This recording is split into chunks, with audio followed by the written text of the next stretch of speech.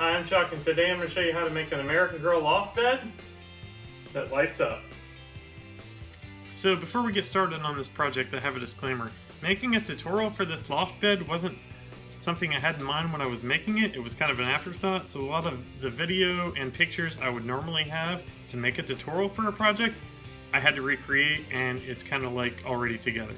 So with that being said, let's take a look. So this is the loft bed that my 9-year-old was asking for that's made by American Girl. They make some amazing products, but unfortunately they carry an amazing price tag with them. So when I can, I would like to see if I could use materials to make it, and it's a little bit more cost effective. In the past, I've had success making other projects such as the stable that I got from Anna White's website, shown here. I also have made the armoires for the girls' clothes, the farmhouse bed that I also got from Anna White, and I made a fireplace that I came up with a design for myself. When planning any project like this, you want to take into account the size and dimensions. Unfortunately, I didn't have the actual loft bed to measure, so I just kind of had to wing it based on the pictures online. I know the dolls are 18 inches tall, so I wanted to make sure it was tall enough so they could stand up underneath the bed portion. Also, you have to take into account structure when making a project. There's a bunch of different materials out there that you can use for a project like this. I wanted to use stuff I already had on hand if possible.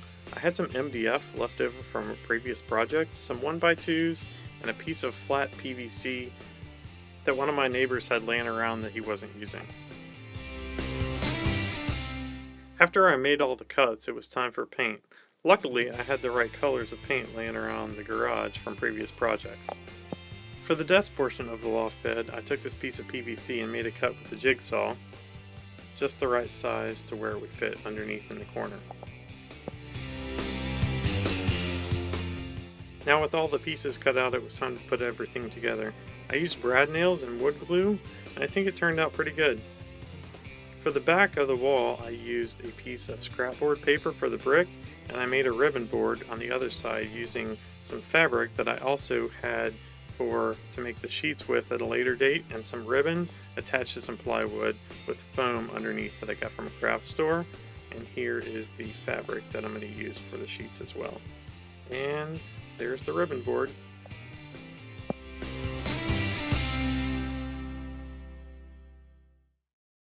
To attach the PVC desk to the structure, I used wood glue and wood screws, along with cutting out notches here, here, and here in the structural posts and attaching it with some hot glue.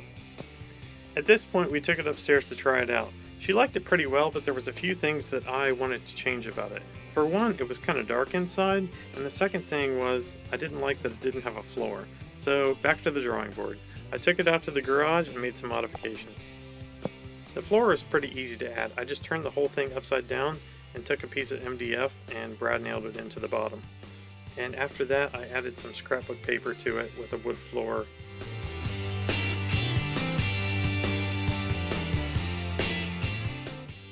To add some light inside the loft bed, I found these LED light strips online. They're great for a few different reasons.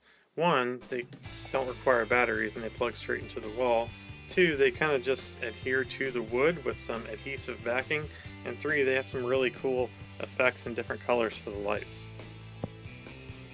To secure it in place, I drilled a hole above the ribbon board in the loft bed and just stuck it on the back of the bed and plugged it in.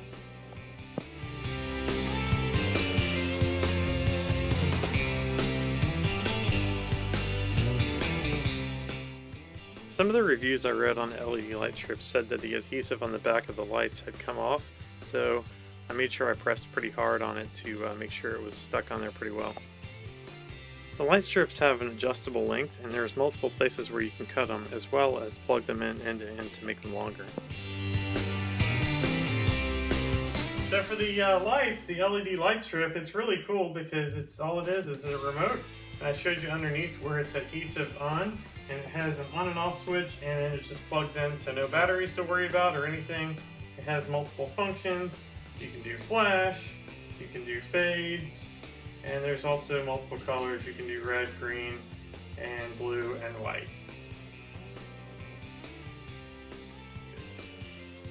And there it is. Thanks for watching today. Next time I'll make sure I take some photos and videos along the way so I don't have to do it all once it's already completed. Be sure to like the video and subscribe to the channel and leave any comments on any ideas that you would have to make this loft bed better.